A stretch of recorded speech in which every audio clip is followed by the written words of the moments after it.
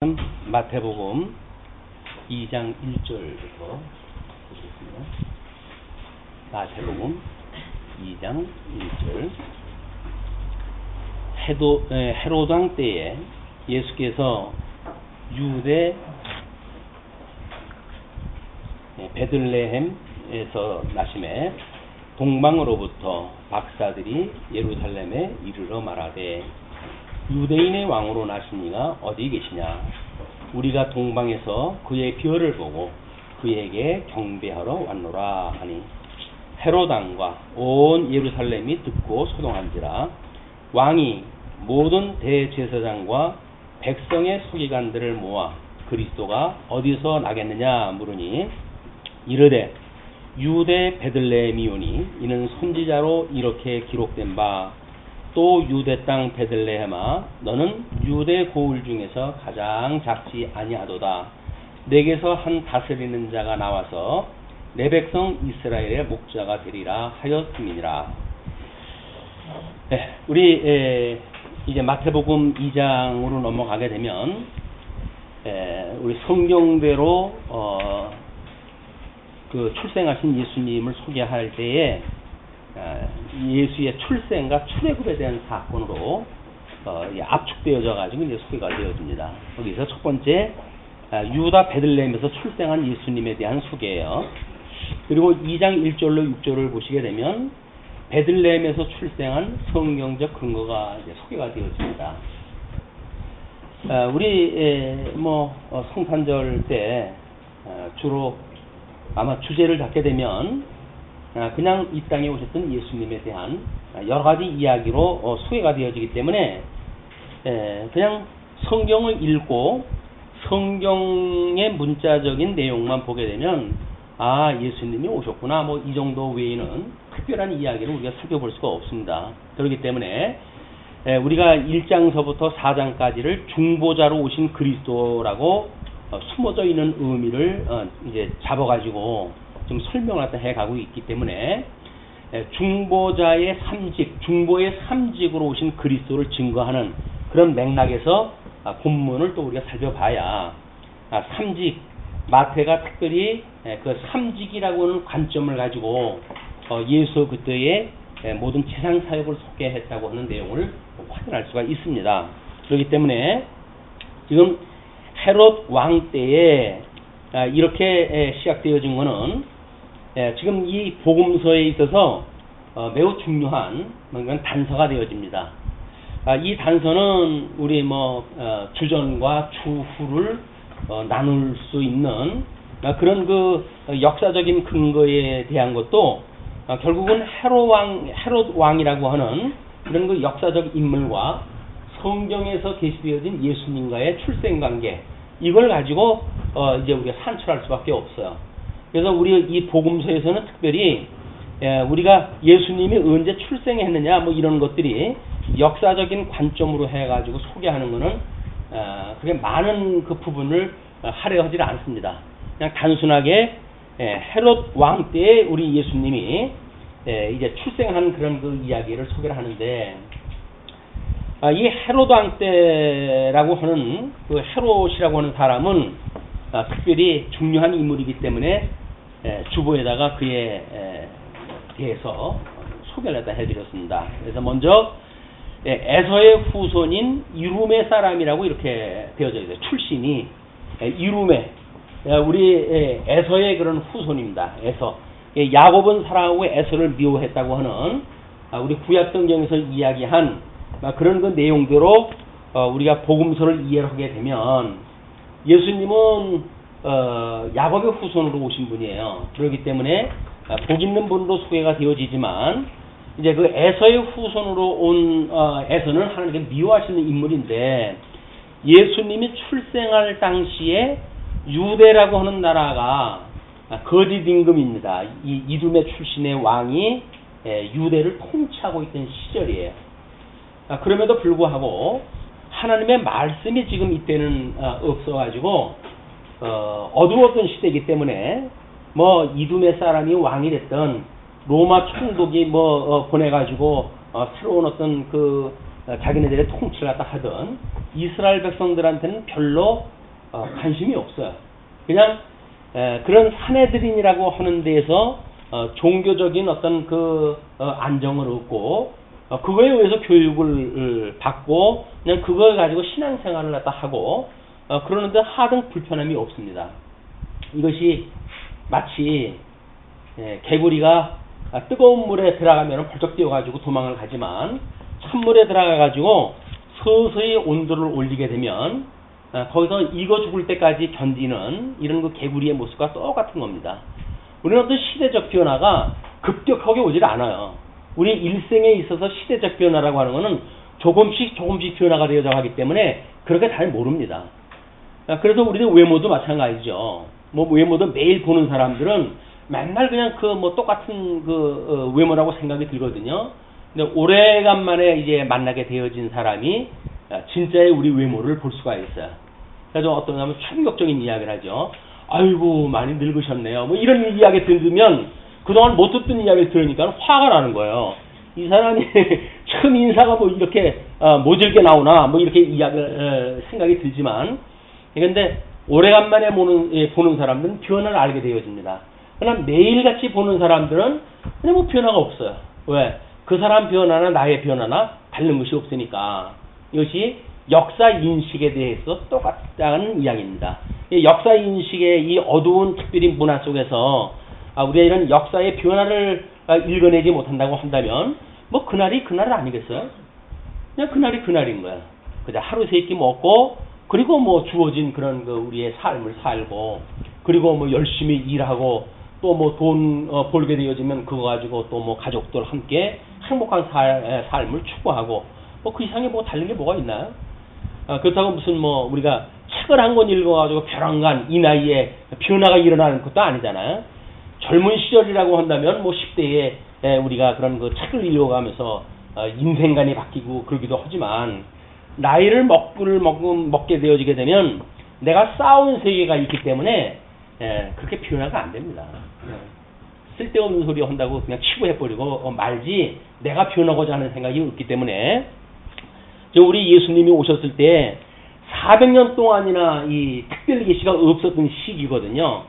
근데 이때 지금 이 헤롯이라고 하는 임금이 유대 나라의 왕으로 있을 때예요. 전혀 성경적이지 않은 사항이 있었는데도 불구하고 사람들은 그것에서 아무런 의식이 없을 때입니다.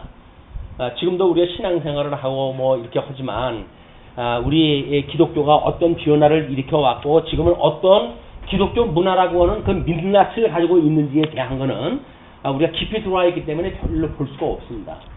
그러나 외부에 있던 사람들이 보게 되면 기독교가 왜 이렇게 됐냐라고 한탄하는 소리도 듣게 되어지고 그러지요. 그렇기 때문에 우리는 객관화되어져 있는 시각을 가지고 우리의 역사를 이해를 해야 되는데 내가 주관적인 삶을 사는데 어떻게 객관적인 관점을 가질 수가 있겠어요. 그렇기 때문에 절대 객관적인 진리를 바탕으로 해가지고 역사를 이해를 해야 우리가 지금 왜곡되어졌으면 얼마나 왜곡되어졌는지 하나님께서는 왜 이런 왜곡되어진 역사를 섭리하신지 라고는 역사의 의미를 우리가 깨달을 수가 있고 이 시대를 살아가는 우리들에게 하나님의 선한 뜻이 무엇인가를 분별해서 영적 예배를 드리며 살아갈 수 있게 한다. 그게 아니면 그냥 종교 생활로 해서 익숙한 삶을 삽니다. 그죠? 주일날이면 성경 끼고 교회 오고 또 하라고 하는 대로 나름대로 11조도 하고 헌금도 하고 때로는 새벽기도 나오라니 새벽기도도 나오고 열심히 신앙생활을 해요. 근데 그것이 정말 무슨 의미인지는 우리가 모르고 몸에 그냥 익은 대로 익숙한 대로 그냥 그 관습을 따라서 하는 것뿐이거든요. 이스라엘 백성들이 400년이면 충분하게 관습적으로 살아갈 수밖에 없는 상황이에요. 그때 아이러니하게도 우리 예수님께서 출생을 하는데 지금 우리의 그 제목 잡아놓은 것이 2장이 예수의 출생과 출애굽인데 이런 이제 성경적 근거를 제시한다고 그러지 않았어요? 성경적 근거가 절대 객관적으로 이제 그때 역사를 이제 이해를 하게 되어지는 거기 때문에 우리도 그런 맥락으로 특별 계신 성경을 가지고 우리가 정말 우리 예수님이 이 땅에 출생하신 그런 이유가 뭔지 이걸 살펴봐야 그냥 느닷없이 때가 되매 그분이 오셨다라고 하는 막연한 복음이 아니라 성경적인 근거에 의해 가지고 관습적인 삶을 살던 우리들에게 새로운 어떤 그런 반응이 일어나지 않을까, 이런 기대를 갖다 해보게 됩니다.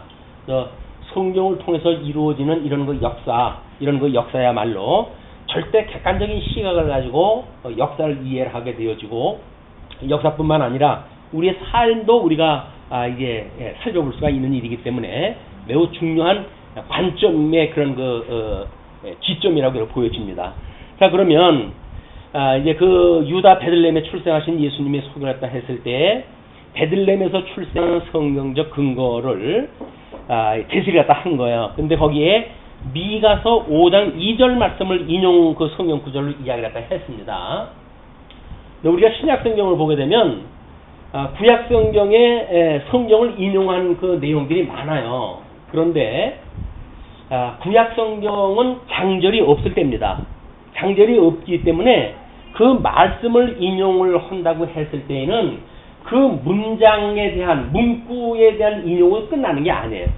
그 전후 좌우에 대한 어떤 맥락 일체를 인용한다고 하는 의미를 가지고 우리가 이걸 이해를 해야 되는 거예요.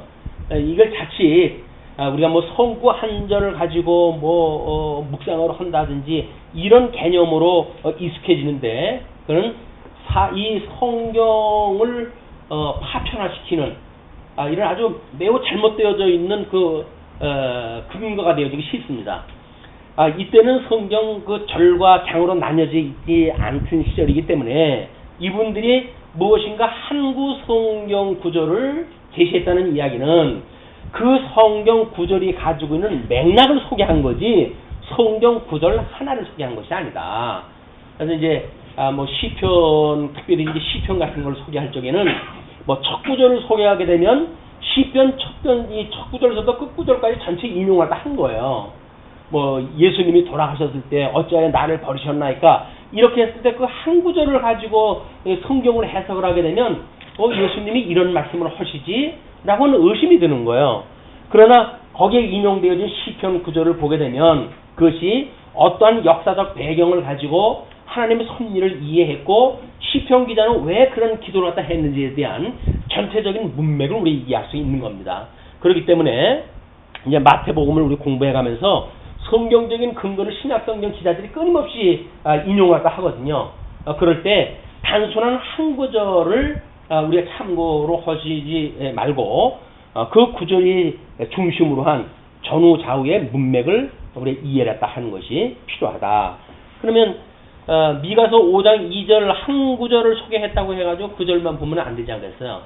그러니까 미가서 5장 2절이 담겨져 있는 특별히 구약성경에 동그라미 표시한 것들이 보통 그 한 구절들의 이 내용이에요. 어떤 한 문맥에 대한 내용이니까 성경을 읽다가 동그라미 표시 있는 가운데 그 성경 구절이 있다고 한다면 동그라미 표시 있는 데로부터 다음 동그라미 표시 있는 데까지 그걸 보시게 되면 대충 그에 대한 문맥이 우리가 이해할 수가 있는 겁니다. 성경 구절은 그렇게 인용을 우리가 이해해야 된다. 이렇게 전제를 하면 좋겠어요. 왜냐하면 성경 구절 한 구절을 가지고 따지다 보게 되면 문자적으로 이해를 해야 되기 때문에 우리 이 성경 기자들이 답답하게 어떤 문자적으로 이해할 수 있도록 소개한 것이 아니거든요.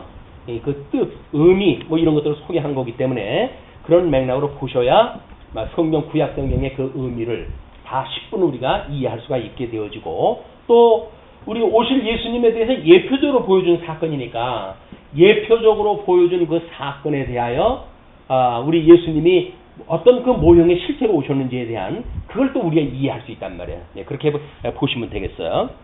자, 그러면 2장 그 1절에서부터 한번 다시 보십니다.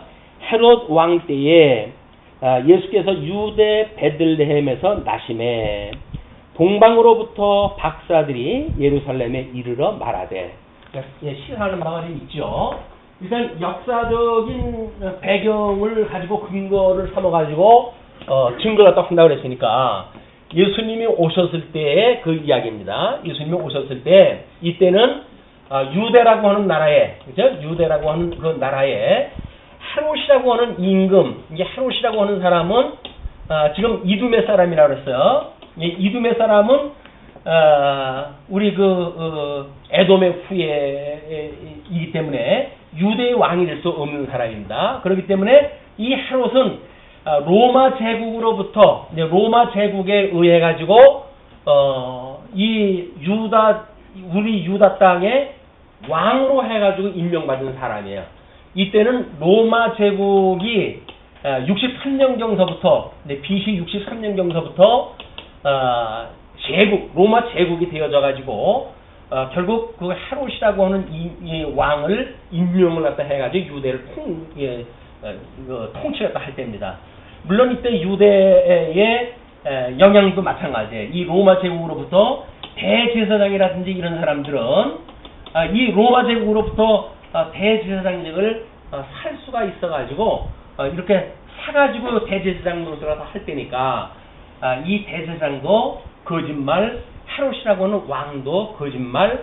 이때 당시에 이제 어떤 그 유대 땅의 서기관들 중심으로 해가지고 구약 성경을 번역을 하고 그리고 이들이 성경 해석을 인해 가지고 모든 사회법의 근거를 만들어 줬어요. 그러니까 그만큼 이 사람들이 가지고 있던 구약 성경의 이해는 이때 당시에 살던 유대인들에게는 모든 법적 근거가 여기서부터 나오기 시작을 한 겁니다.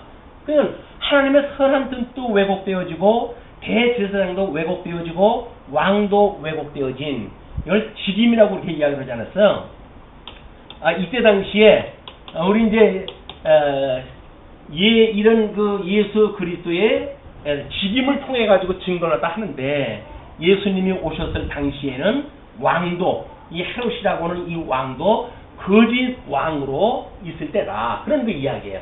이게 참 메시아, 우리 구약 성경에서 언약되어진 참 메시아가 오실 때에 거짓 메시아들이 나라를 다스리고 있을 때다. 그런 그 이야기입니다. 그러니까 헤롯 왕 때라고 하는 아주 단순한 그런 그 표현이지만 그 이야기는 지금 마태복음을 썼던 그 기자의 입장에서 봤을 적에는 지짐이라고 하는 관점을 가지고 이 역사를 좀 해석을 해가고 있단 말이에요. 그래서 우리가 1장의 내용도 이런 지짐을 통해 가지고 이걸 봤으니까 왜냐하면 중보자이신 예수 그리스도의 이런 그 지짐을 통해 가지고 지금 우리 이때 오셨던 그 예수님이 구약의 언약대로 오셨던 그리스도이시다 라고 하는 그런 그 사건을 소개를 했기 때문에 가장 어두운 시절, 그래서 참 메시아가 이 땅에 와도 아무도 몰라보던 그런 그 시절, 그런 그 시절이에요.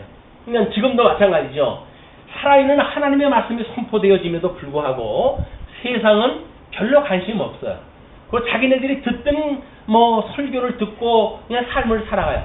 이 사람들에 의해 가지고 어떤 사회법이 만들어지고 이런 거에 의해 가지고 삶을 살아갔던 것처럼 지금도 교회에서 선포되어진 말씀을 가지고 이것이 하나님의 뜻이려니 하고 그냥 삶을 살아가는 거예요. 이것이 이때나 지금이나 다르지 않습니다. 근데 이때는 특별 계시가 머물러져 있고 멈춰져 있기 때문에 아주 흑암의 세월이었었고 이때 예수님이 오셨던 사건이기 때문에 지금 성경에 이게 극명하게 드러나 있는 것 뿐이죠. 성경에 봤을 때 이게 극명하게 드러났지만 지금 우리 21세기를 살아가는 우리들에게는 이런 객관적인 근거도 없잖아요. 이게 특별 계시도 아니고 강론이 되어지는 거니까. 그렇지만 이 특별 계시는 강론이라고 하는 관점으로 이걸 이해를 했을 때 오늘을 살아가고 있는 우리들에게도 이것이 다른 이야기가 아니다. 여기서 참 예수 그리스도가 빠져버린 우리 신앙생활이라고 한다면, 그리고 끊임없이 강단에서 이렇게 사십시오 저렇게 사십시오라고 하는 어떤 윤리 문제를 가지고 끝나버린다고 한다면 그거는 복음하고는 아무 상관이 없는 거예요. 예수님의 이름으로 해가지고 윤리를 이야기한다고 할지라도 그거는 예수님의 이름으로, 이 메시아의 이름으로, 유대인의 이런 그 직임자들의 이름으로 해가지고 그때 삶을 살아가던 사람들하고 다를 바가 없다 그 이야기예요. 매우 중요한 관점입니다. 이제 우리들의 이런 관점의 변화가 마태복음서부터 이게 시작이 되어져야 되는 거니까. 자, 그런데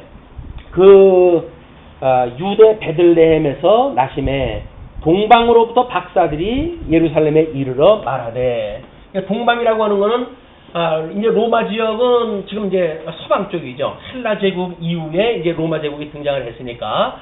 그러나 헬라 제국이 등장을 하기 전에 이전에 뭐가 있었느냐면 우리 이제 이스라엘 백성들이 바벨론으로 포로로 끌려갈 때입니다.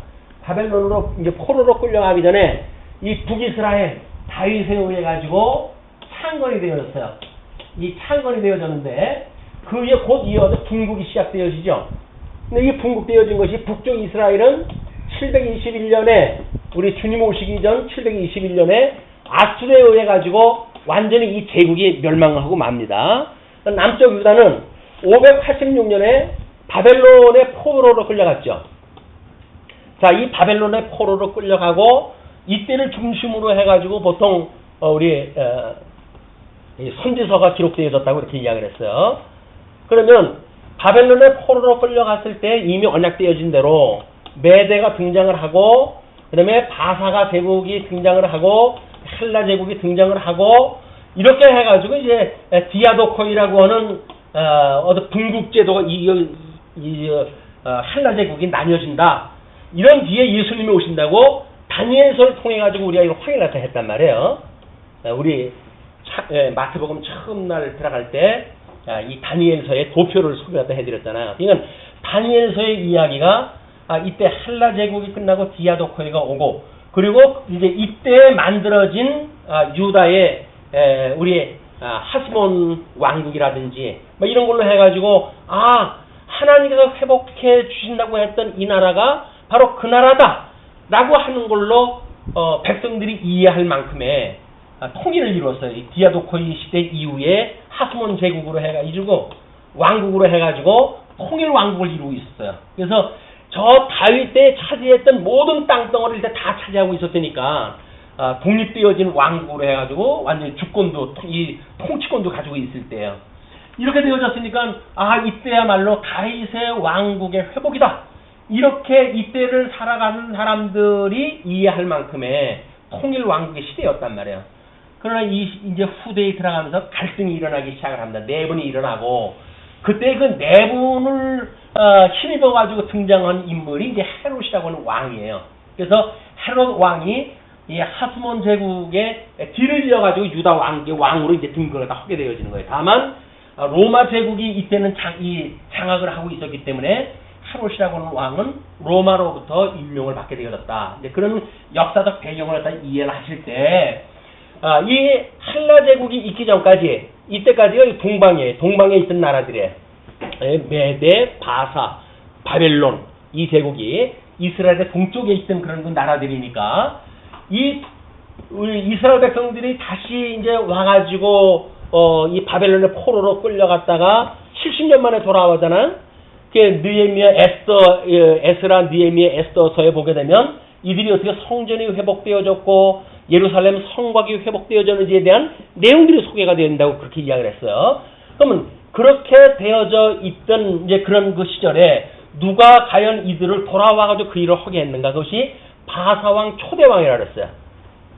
바사왕 초대왕이 이들을 돌아오게끔 칙령을 내려주고 그리고 뭐 이제 거기에 자기의 그 수하로 있던 제사장들 총독들도 보내가지고 성전을 짓고 성곽을 짓도록 협조를 해줬단 말이에요.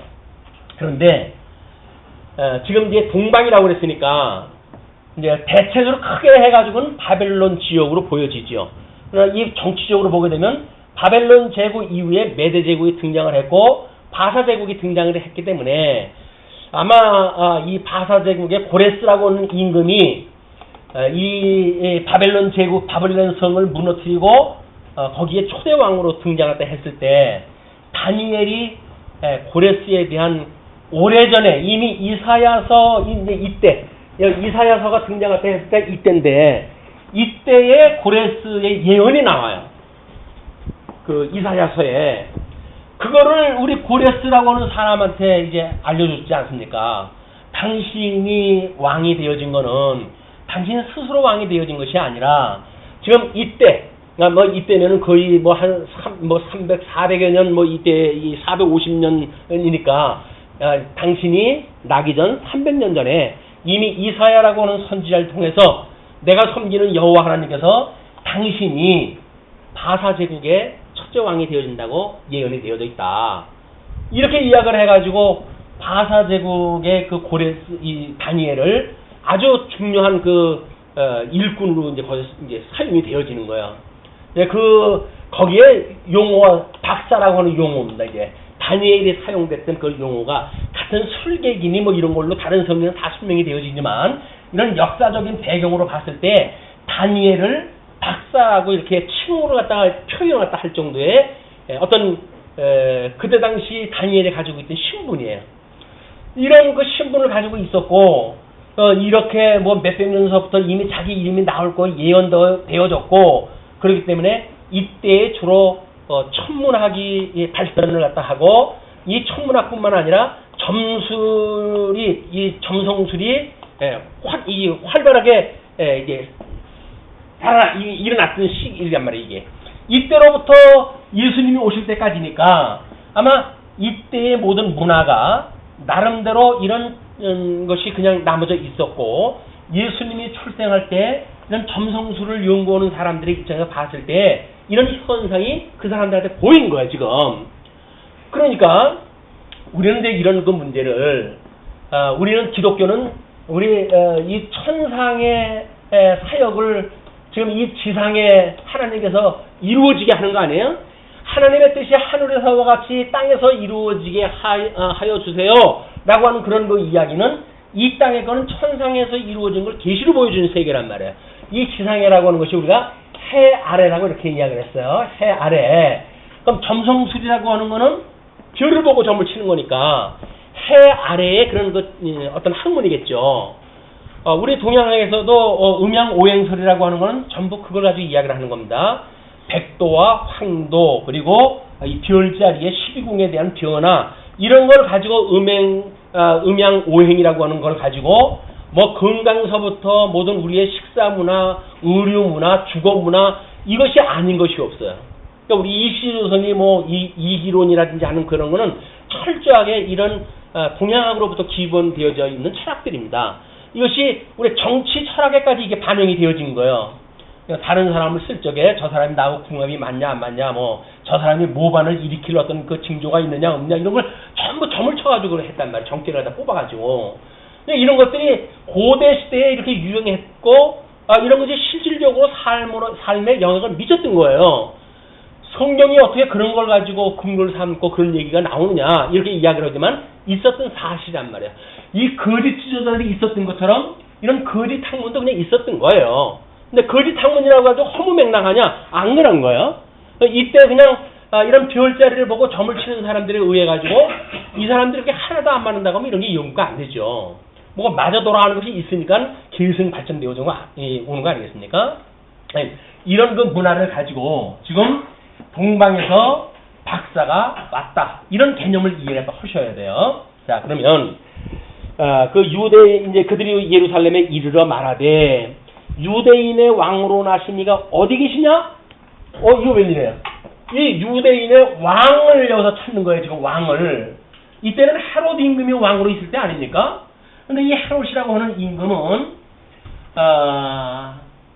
아주 오랜 시간 동안 이제 통치를 해왔는데 말년에 이 사람이 4년에 이제 죽게 되어지는데 그 죽지 한 2년 전까지만 하더라도 자기의 아내를 죽이고 자기의 두 아들을 죽일 만큼 왕위에 대한 그런 집착이 강한 사람이에요. 모반이라든가 어떤 음모라든가 이런 것들에 아주 좀 신경이 날카로워 있던 시절이기 때문에 유대인의 왕으로 태어난 사람이 어디 있느냐라고 물어봤을 때 헤롯의 입장에서는 이건 지금 하늘이 꺼지는 것 같은 지금 입장인 거예요. 성경 구절은 간단하게 한 구절이 소개가 되어졌지만 이런 역사적인 배경 헤롯의 입장에서 보게 되어지게 되면 이 동방에서 온 사람들이 물어보는 이 이야기는 하늘이 꺼지는 것과 같고 자기의 모든 힘을 지켜를 갖다 해야지 이를 막을 만큼의 중요한 사건이 지금 벌어진 겁니다. 자, 그러면 그들이 뭐라냐면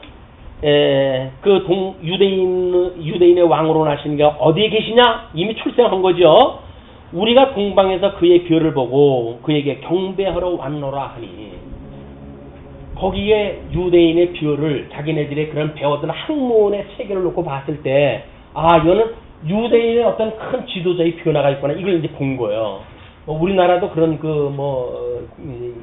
야화가 많이 있죠. 뭐 어떤 그 별자리에 그런 그 예를 들어가지고 뭐 이제 새로운 왕이 생기고 하는 일들이 만들어지는데 또 그거를 웃기는 이야기로 해가지고 뭐 저 김일성이도 갖다 붙이기도 또 허리죠 장난으로.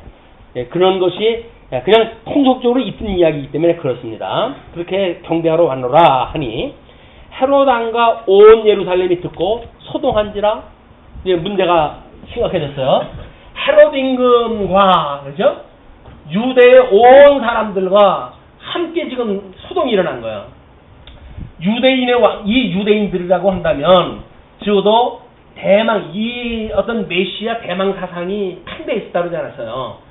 언제 참 지도자가 와가지고 명실상부 우리나라를 이제 통일 왕국으로 해가지고 회복시켜 줄 것인가, 다윗의 후손으로 해가지고 오실 것인가, 라고 대망 사상이 아주 팽배했을 때니까 이 사람들도 놀라고 그냥 막연하게 헤롯이 우리나라 왕이래라고 생각을 했었는데 유대인의 왕으로 나선 사람이 어디냐라고 하는 이야기가 들리니까 이 사람도 놀라고 거짓도 아니지만 자기가 진짜 왕 행세 갖다 했었는데 이 사람도 놀라고 했던 그 소동이 지금 일어난 거예요.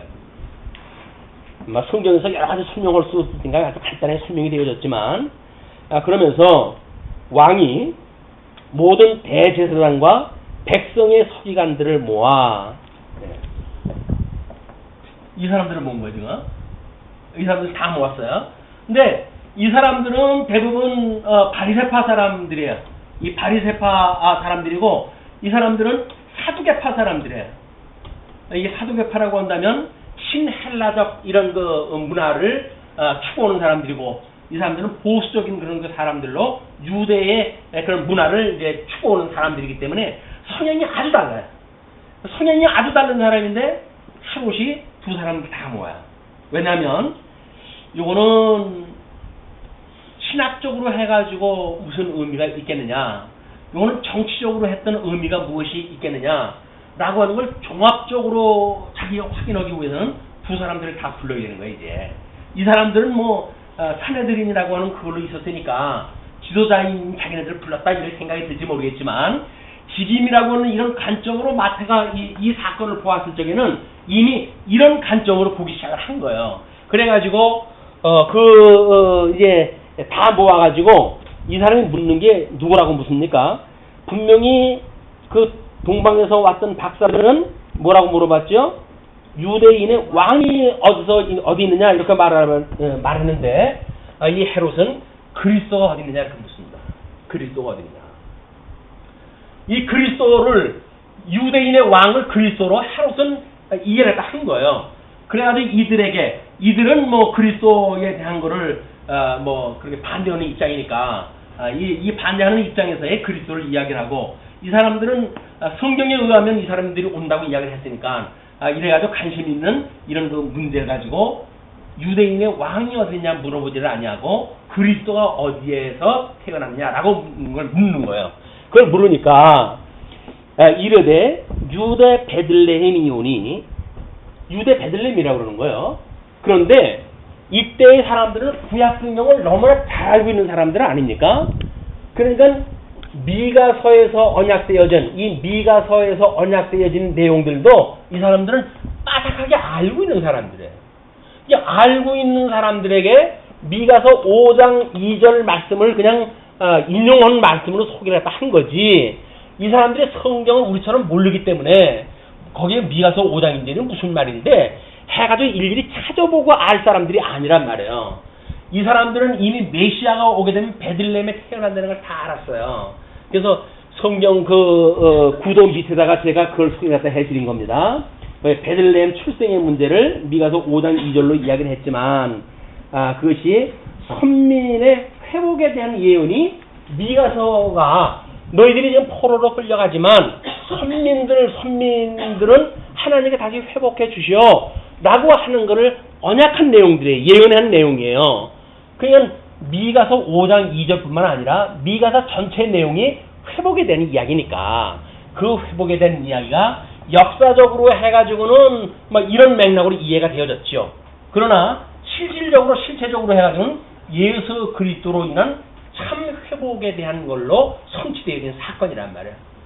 이 미가서 5장 이제는 유대, 이스라엘 언약자손이라고 하는 이 다윗 왕국에 대한 것에 대한 육체적인 선민국가에 대한 예언이지만 이거는 첫째 아담에게 언약하셨던 것을 실체적으로 회복하시는 예수 그리스도의 사건으로 우리 소개되어진 거란 말이에요. 그렇게 이해를 하셔야 우리 이제 이쪽에서부터 아주 아담으로부터 시작되어진 하나님의 양대 언약으로부터 이 이야기를 출발을 해나갈 수가 있는 거예요. 자, 그러면서 5장 2절을 하기를 또 유대 땅 베들레헴아 너는 유대 고을 중에서 가장 작지 아니하로다. 내게서 한 다스리는 자가 나와서 내 백성 이스라엘의 목자가 되리라 하였음이니이다. 구약 성경이 이렇게 말하기 때문에 메시아가 온다고 한다면 베들레헴에서 태어납니다. 라고 이야기를 했어요. 자, 이에 이제 그 7절에서부터 사건이 12절까지 유대 왕으로 오신 예수를 동방 박사가 경배하는 사건으로 소개가 되어지잖아요. 이에 헤롯이 가만히 박사들을 불러 별이 나타난 때를 자세히 묻고 베들레헴으로 보내며 이르되 가서 아기에 대하여 자세히 알아보고 찾거든 내게 고하여 나도 가서 그에게 경배하게 하라. 이건 새빨간 거짓말이겠죠. 예, 음모가 깔려져 있는 악어의 눈물과 같은 아주 그런 겁니다. 예, 그런 걸 잘 우리가 봐야 돼요. 아니 근데 그 말에 휩쓸려 가지고 말려들어가기 쉽죠. 그러나 박사들이 왕의 말을 듣고 갈새 동방에서 보던 그 별이 문득 앞서 인도하여 가다가 악이 있는 곳에 위에 머물러 서 있는지라. 막 이런 걸 가지고 별이 어떻게 이렇게 움직여가지고 가다가 뭘 갔느냐. 우리가 별을, 이 달을 보고 가게 되면 뭐 1시간, 2시간을 걸어가도 맨날 그 자리에 그 달이 있던데 무슨 별이 자리를 위치하냐. 이런 걸로 이 문장을 이해를 하시면 안 돼요. 이 이야기는 뭐 특별한 방법으로 하나님께서 하지만 뭐 어떤 그런 해성을 작동을 갖다 하실 수도 있고 뭐 이렇게 해가지고 이 별을 연구한다고 하는 전문가들 입장에서 보게 되면 그거를 이해할 수 있는 방법으로 지금 하나님께서 보여준 거다. 이렇게 이해하다 하시면 됩니다. 그러면서 이제 그들이 박사들이 이제 그렇게 있는지라 그들이 별을 보고 매우 크게 기뻐하더라. 왜? 그 동방에서부터 여기까지 왔을 때 꽤나 먼 걸음을 하다 온 거 아니겠어요? 왔는데 이제 뭐 예루살렘에 가는 걸 알아볼 수 있을까 해가지고 예루살렘에 와서 알아봤더니 거기엔 없고 뭐 다른 데로 가야 된다 그러니까 예루살렘으로부터 한 8km 정도 떨어져 있다고 그래요. 그러면 거기까지 오는 동안에 이제 이 별을 갖다 다시 본 거예요. 그러니까 이게 왕이 유대인의 왕이 태어날 틈이었구나 라고 하는 계시를 또 이해하다 했겠죠. 그러니까 기뻐하는 거예요.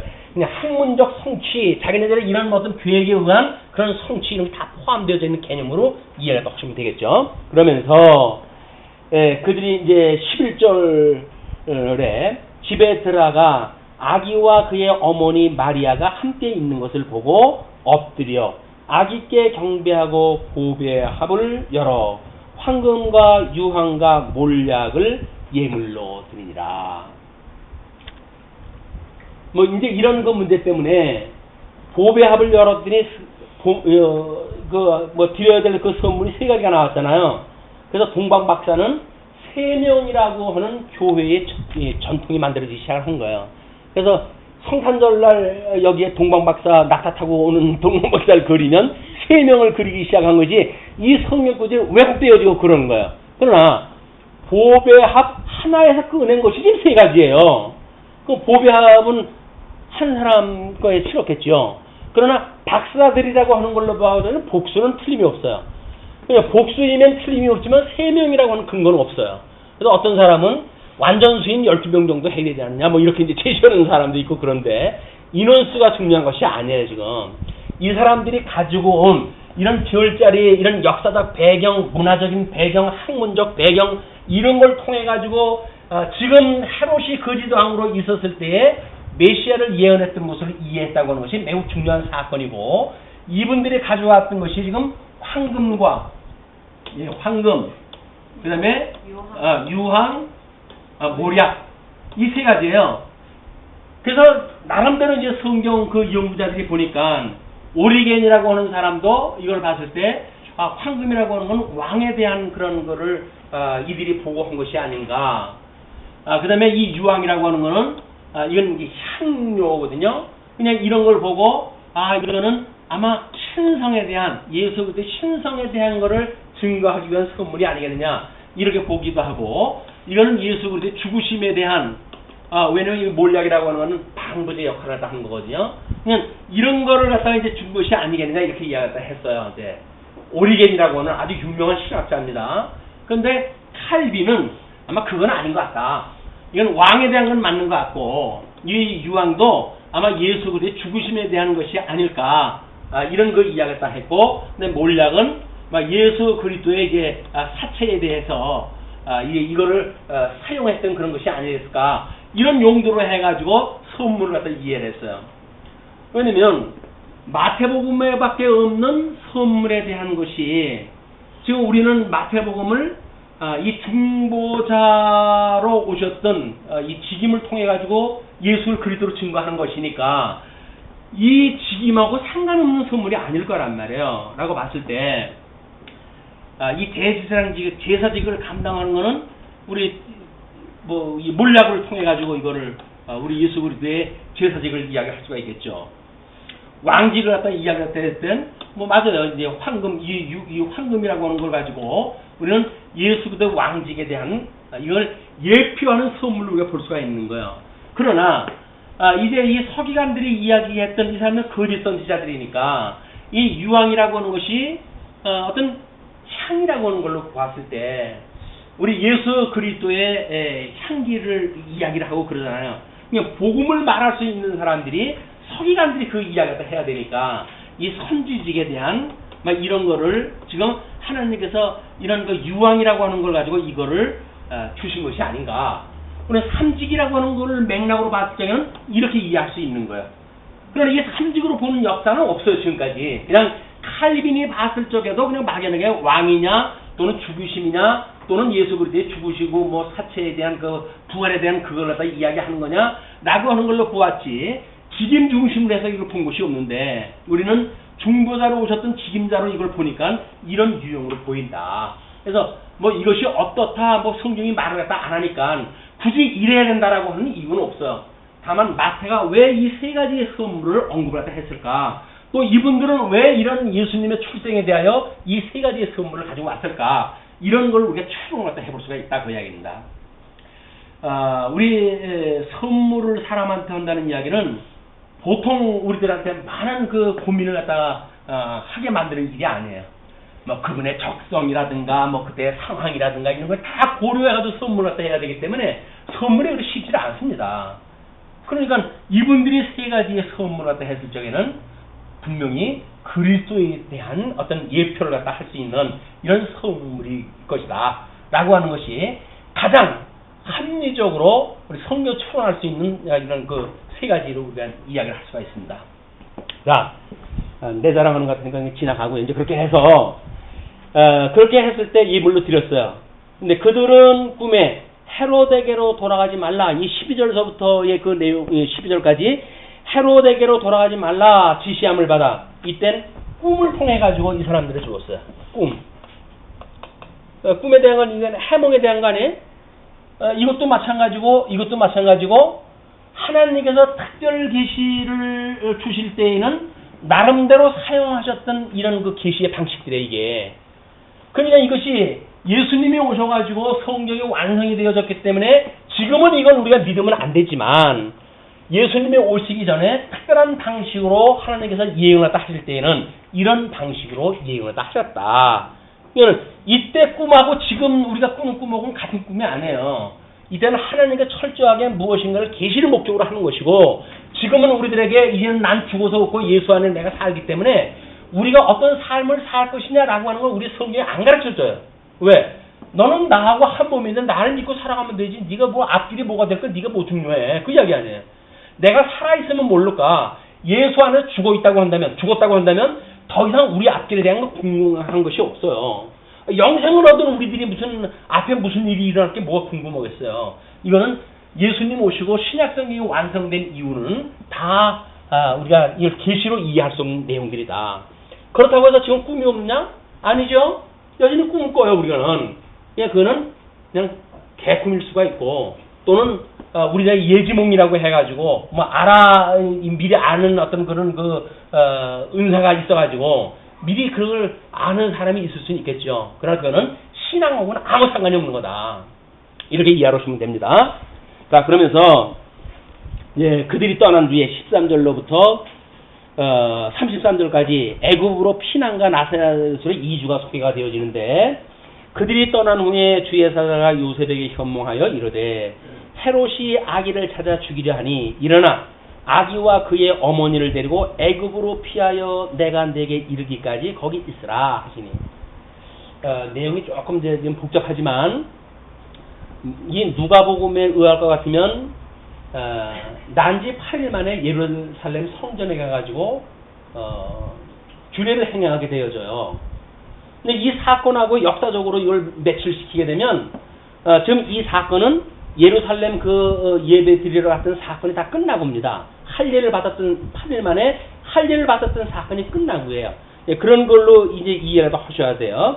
그래서 그런 거 현몽을 갖다 했을 때, 그 다음에 난 곳이, 그 왕이 어디에서 났느냐 해가지고 출생을 갖다 물어봤잖아요. 그러니까 예수 그리스도가 마귀관에 누웠을 때에 동방박사들이 가가지고 경배했다고 하는 그림들은 맞지 않는 거예요, 성경대로. 이미 출생이 다 되어졌고, 이제 여기에 찾아가는 것이 어디로 찾아가게 되면 집으로 찾아가게 되어지거든요. 그렇기 때문에 그렇습니다. 그렇기 때문에 그 11절에 집에 들어가 이렇게 이야기가 됐죠. 마구간에서 한 거 아닙니다. 그냥 이 주거하고 있는 집으로 찾아간 거예요. 그러니까 그만큼 시간적인 어떤 차이가 있다는 거예요. 그들이 떠난 후에 주의 사자가 요셉에게 현몽하여 이제 이렇게 애굽으로 피하여 거기 이르라 이렇게 했으니, 요셉이 일어나서 밤에 아기와 그의 어머니를 데리고 애굽으로 떠나가 헤롯이 죽기까지 거기 있었으니, 이는 주께서 선지자로 통하여 말씀하신 바 애굽으로부터 내 아들을 불렀다 함을 이루려 함이라. 호세아 11장 1절에 보게 되면, 호세아 11장 1절에 보게 되면 그 이야기가 나온 거예요. 왜 하나님께서 이스라엘 백성들 아브라함에게 언약했던 언약 자손을 애굽에다 집어넣어가지고 400년 동안이나 종노릇을 갖다 했었고, 그리고 출애굽을 갖다 한 뒤에 광야 생활을 갖다 하게 하셨는가 라고 하는 이런 역사에 대한 설명을 하기를, 하나님께서 너희들을 이 애굽에서 너희들을 불러낸 것이 너희를 사랑하기 때문에 불러냈다는 거예요. 그럼에도 불구하고 그 사랑하시는 하나님을 너희들에게 모반하고 배반하고 그래서 바벨론 포로로 끌려가지 않았느냐. 그러나 너희들을 다시 하나님께서 회복해 주실 거야 라고 하는 걸 예언했던 거를 성경적 근거로 제시를 하는 거야. 자, 그러면서 이제 그렇게 내 아들을 불렀다 함을 이루려 하심이라. 이에 헤롯이 박사들에게 속은 줄 알고 심히 노하여 사람을 보내어 베들레헴과 그 모든 지경 안에 있는 사내 아이를 박사들에게 자세히 물어본 그때를 기준하여 2살부터 그 아래로 다 죽이니. 얼마나 지금 정치적으로 해가지고 압박을 느끼고 있는지를 알만하죠. 2살 아래를 다 죽여버렸대요. 지금도 뭐 시리아 그 IS 그 인간들은 사람들을 뭐 어린아이까지 다 죽이고 지금 난리가 났던데, 이렇게 해가지고 그걸 다 죽였어요. 그래서 이렇게 다 죽였는데 이것 또한 이에 선지자 예레미야를 통하여 말씀하신 바, 라마에서 슬퍼하며 크게 통곡하는 소리가 들리니 라헬이 그 자식을 위하여 애곡하는 것이라. 그가 자식이 없으므로 위로받기를 거절하였도다 함이 이루어졌느니라. 오늘 성경 구절 예레미야 그 한 구절만 이야기한 건 아니에요. 다른 성경으로 이렇게 종합을 갖다 해가지고 마태가 구약 성경을 해석을 해가지고 이때 있었던 상황의 근거를 갖다 제시를 갖다 합니다. 그럼 예레미야도 588년 끌려갔을 때 이제 그 선지자 활동했던 사람이거든요. 이 사람이 아브라함의 이제 그 이삭을 낳고 이삭의 야곱을 낳고 이렇게 이야기를 하는데, 야곱의 아내가 4명이 따르지 않았어요. 여기에 레아라고 하는 첫째 아내가 있었고, 이 라헬이라고 하는 둘째 아내가 이게 야곱이 가장 사랑하는 아내였단 말이에요. 근데 이 라헬이 아들이 없어가지고 자식이 없어가지고 얼마나 노심초사했어요.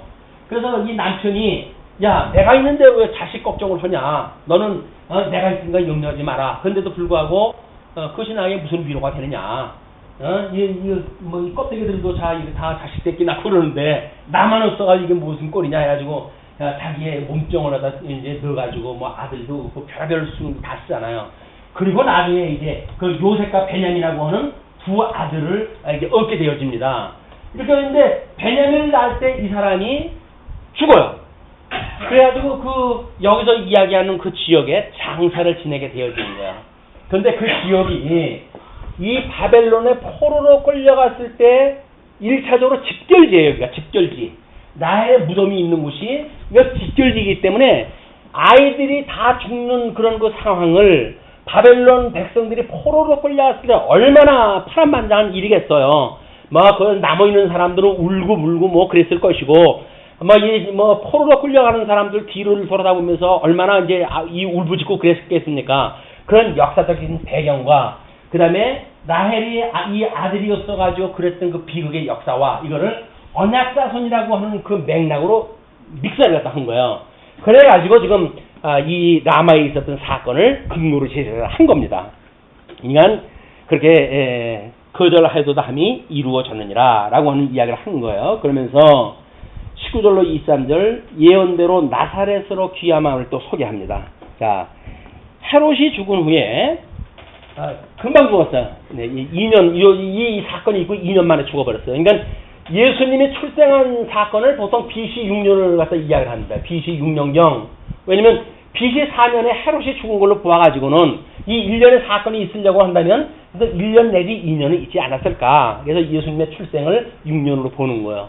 그런데 BC가 이게 우리 예수님이 오시기 전이라고 하는 뜻 아니겠어요? 그리고 예수님이 오신 역사를 이야기하는 것이 AD란 말이에요.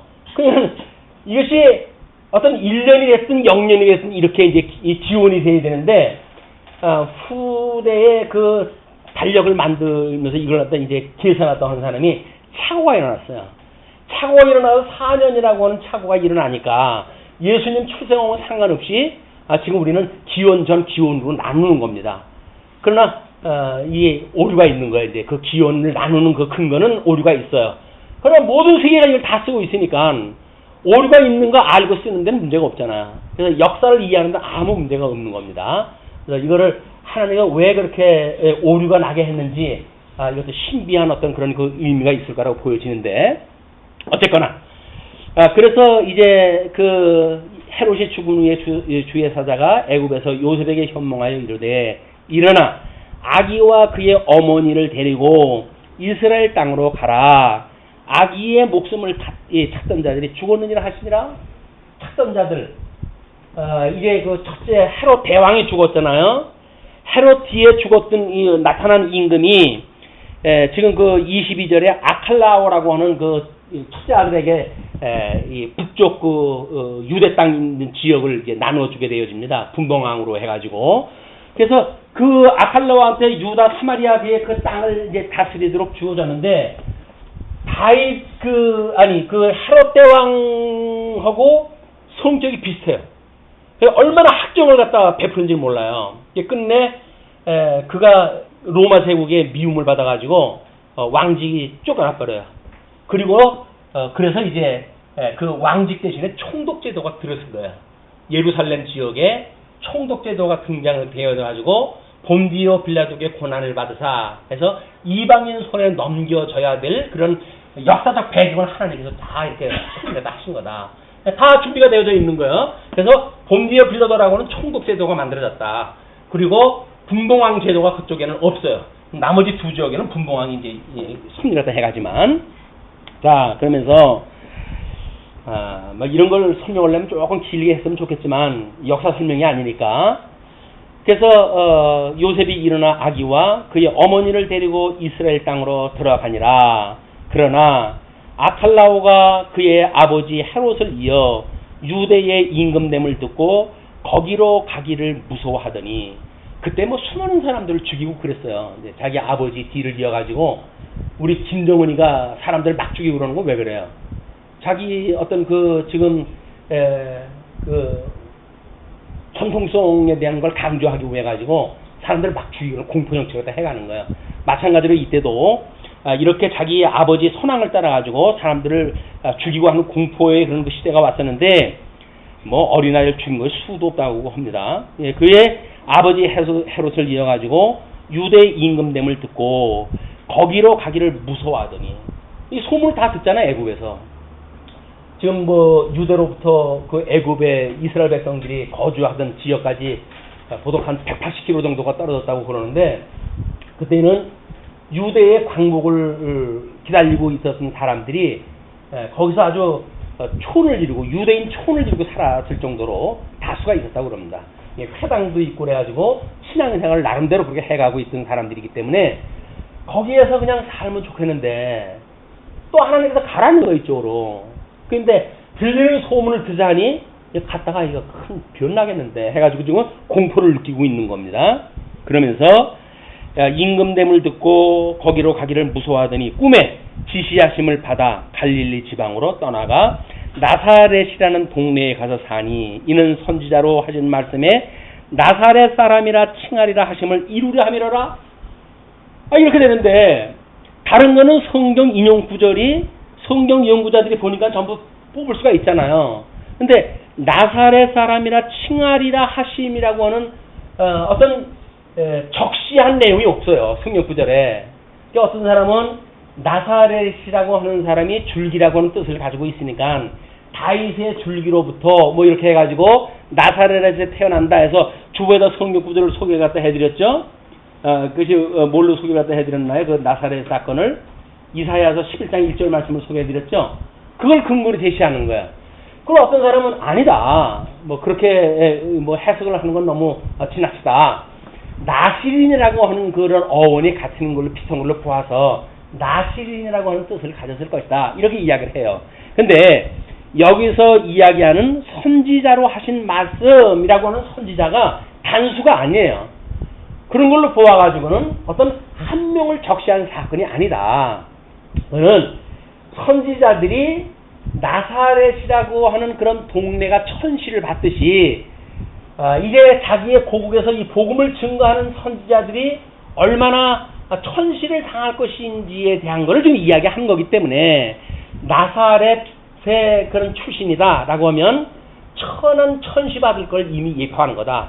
이제 이런 것 뜻으로 설명하는 것이 요즘 와가지고 대세를 갖다 이루게 되어집니다. 왜냐면 예수님이 우리 이제 돌아가실 때 우리 베드로가 판정에 갔을 때 여자 그 시녀들이 묻잖아요. 너도 저 나사렛 사람하고 같은 편 아니냐? 이렇게 가지고 예수 그때 비하시키는 표현이 뭐냐면 나사란 예수라고 하는 표현이에요. 그리고 예수님이 이제 승천하시고 이 교회 시대 때에 사도행전에 보게 되면 이 예수 믿는 사람들을 나사렛 사람들이라 이렇게 표현하다 해요. 그러니까 천시 받는 사람들의 대명사를 이야기하는 거예요, 지금. 이런 걸로 보는 것이 대수로 보니까 여기서 그것이 어디에 지금 성경 구절에 있느냐 라는 한 구절을 본다고 하는 그 의미는 성경 해석상 매우 나쁜 예예요. 성경 구절을 한 구절만 뽑아가지고 예화를 보는 거는 성경 해석의 가장 나쁜 예다. 뭐예요? 전체적인 의미, 구조적인 이해라는 걸 가지고 해석이 되어져야 참다운, 이건 예표로 보여준 거니까 우리가 이 실체적인 예수 그리스도에 대한 사건을 이해할 수가 있지. 성경 구절 하나 가지고 여기다 인용을 했다 하고 하는 거는 별로 바람직한 이야기 아니다. 오늘서부터 우리는 신약 성경에 나오는 모든 그런 구약 성경의 인용, 이런 것들은 이런 적어도 단원 아니면 뭐 책까지 하면 더 좋겠지만 그거 읽으려고 하는 본문보다 그거 읽다가 시간 나가고 뭐 읽다가 왔는지도 모르니까 그런 거는 참고로 다 하실 때 이렇게 구조적으로 이해하는 것이 너무 중요하다. 이거는 양대언약이라고 하는 우리들의 이런 구조의 틀이 없으면 또 이해할 수가 없어요. 왜? 우리가 여기서부터 창건이 예수 그리스도의 출생에 대한 문제, 이 고난에 대한 문제, 여기서 예수 그때 이 바벨론 폴로 끌려간 것이 죽으심에 대한 문제, 이 회복에 대한 역사가 예수 그리스도의 부활에 대한 문제, 이것이 언약 자손이 어떻게 되어질 건가를 지금 보여준 것이다. 우리는 이런 구조를 보니까 이런 이해가 되지만 성경 구절 하나 가지고 이렇게 이해라고 하는 사람들한테 이해가 안 됩니다. 구조적으로 보는 우리들에게만 이제 부익부의 현상이 일어날 거예요. 신약 성경을 이해하는데 더욱 풍성한 이해를 할 수가 있는 기반을 우리 하나님이 주셨다고 보여집니다. 그래서 더 우리 하나님의 정말 아주 우리가 너무나 분명하게 드러날 수 있는 이런 계시의 이런 은혜를 깨닫는 시간이 되어졌으면 좋겠습니다. 이런 은혜로 흩어져는 한 주 동안도 이 말씀으로 일용할 양식을 삼으시고 심령의 평강 누리면서 살기를 빌면서 말씀 드리겠습니다. 기도하시죠.